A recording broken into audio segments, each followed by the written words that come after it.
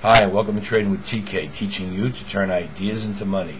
We're at www.tradingwithtk.com, and it's Thursday, October 9th.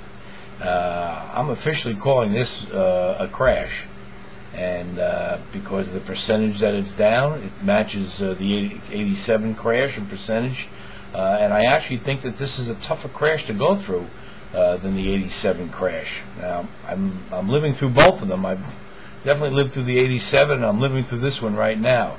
And the difference between the two is, in 87, the pain only lasted 2 days. We had that big sell-off on Friday, like 250 points, and then on Monday we had the real big break of over 500 points. And but that was the end of it. That was the bottom that Monday. Greenspan Tuesday morning lowered interest rates a lot, and the market never looked back. So it was easier to deal with. This crash, 7 or 8 days in a row of triple-digit declines every day. So it's one thing to be in pain for 2 days, and it's another thing to be in pain for 7 or 8. That's what the American people are going through. It's just, when is it going to end? And the longer it goes on, creates more selling because of the anxiety of the whole thing. Now, I found something out that I think I want to pass along to you. I think you might find it interesting. Yesterday I watched the market, and I thought that it was pretty constructive for most of the day. I'd say about 85% of the day there were rallies and pullbacks and rallies and pullbacks and ebbs and flows. And I thought it was constructive. I thought there was starting to get some stability into the market until 3 o'clock, when all hell broke loose on the downside. And I went home scratching my head. Well, today we come in pretty much the same thing. Back and forth, up and down, little stability. There were buyers, they push them up, then they pull back down. And I thought it wasn't bad market action until, once again, around 2 o'clock, all hell breaks loose on the downside.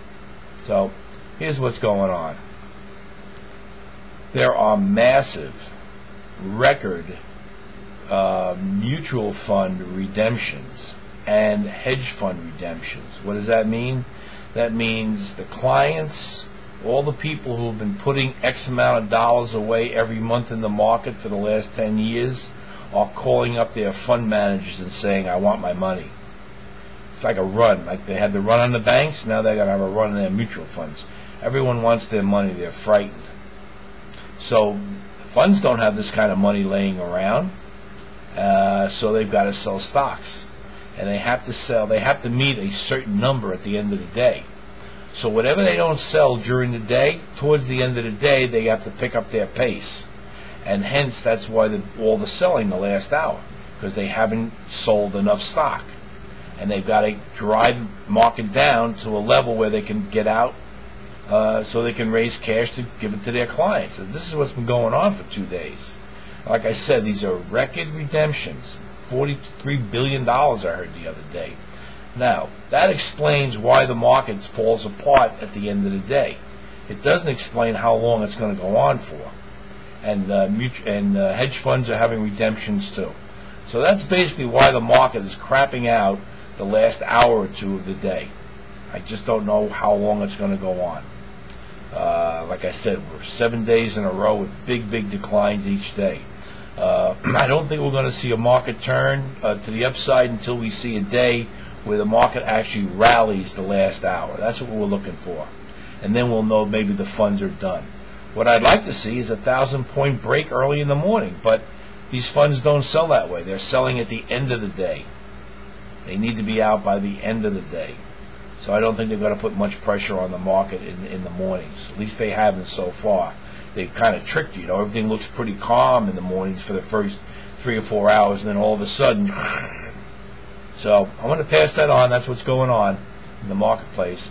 Have a new idea. This is probably one of the only stocks that hasn't rolled over yet, but it's about to. 99-cent store. Then we'll take a look at COCO, which we sold short this morning. And this may be the last short recommendation because, I looked through 600 stocks. And these stocks are like down 50%, 60, 70% from their highs. There's no way I could recommend these shorts. And I would say 95 to 97% of the stocks I looked at have all been decimated.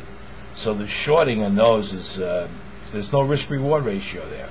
So this may be the last one for a while because I can't find anything that hasn't rolled over yet.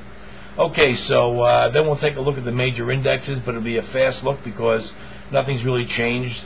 The decline is just extended, and the vacuum is getting bigger and bigger. But we'll take a quick look through them, but there's nothing really there to show you. But let's take a look at NDN, and I'll show you how we're going to take this idea, turn it into some money. Don't go away. I'll be right back.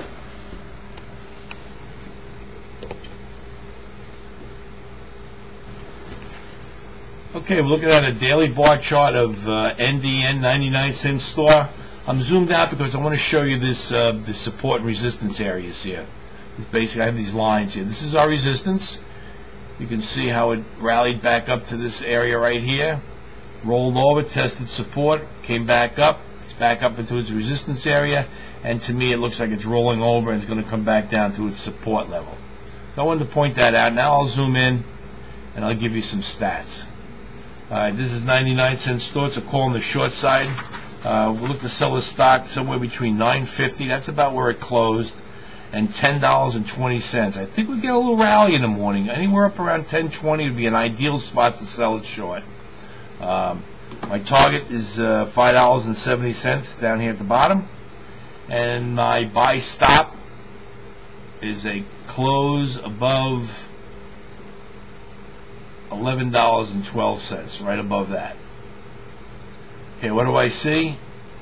Well, early stages of this descending triangle, and what makes it legit is that it's broke its first support area right there, and you can see it broke it, and it tried to rally back up, couldn't get anywhere past the bottom part of the formation, knocked it back down, tried it again, knocked it back down. Hopefully tomorrow they try to rally it one more time so we can get our short off up in there. But that's what I see, the beginnings of a descending triangle. So let me recap this. This is 99-cent store. It's a call on the short side, and when all is said and done, I think we can make ourselves $4 or maybe even close to $5 depending on where we get the short off. Let's take a quick look at COCO. Sold the short this morning at $13.44 on that kickback rally. I love when they kick them back. I don't think these guys who buy these kickback rallies ever look at charts. If they did, they wouldn't be doing it, I don't think. Anyway, it creates an opportunity for us. So anyway, this is shaping up pretty good, and hopefully within a week or two we'll be able to ring the register. And the way things are going, it may just be a matter of days instead of weeks. We're going to run through the averages quickly because there's really nothing to show you except how much further this is the Dow, how much further this extension has become. Transportation, similar look. Down, down, down, down, straight down. Russell 2000. SPY, which is basic Standard & Poor's 500, straight down. And this is all these last couple of days has to do with mutual fund redemptions, and that's what's creating this selling, this wave anyway. And this is our QQQQs, you know, another new low, lower lows, lower highs. It's pretty symmetrical. Something may develop out of this, but like I said, we need to wait for a day that the market actually closes strong in the last hour. That might be our first signal that maybe the market is starting to stabilize. But until we see that, you know, I just think we're just going to have to sit through this and put on your seatbelt. Okay, that's my view of the market until tomorrow. This is TK signing off.